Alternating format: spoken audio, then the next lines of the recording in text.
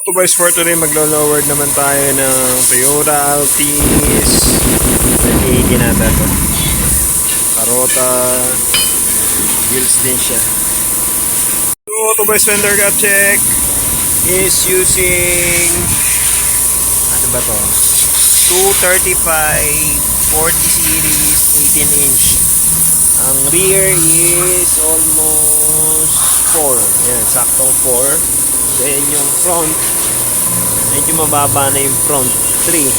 Baka luma na yung shock ni sir sa front. Okay? 4-3.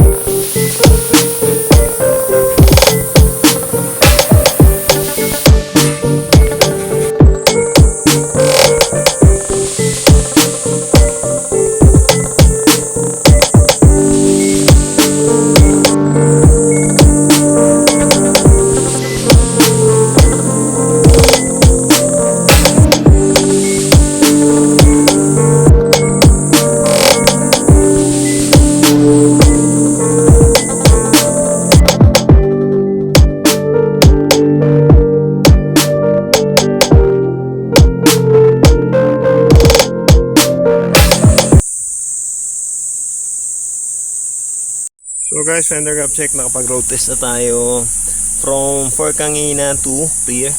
Then yung front from 3, ayan, 1.5 na lang. Halos luwag yung 1 pero 1.5 na lang. Alright.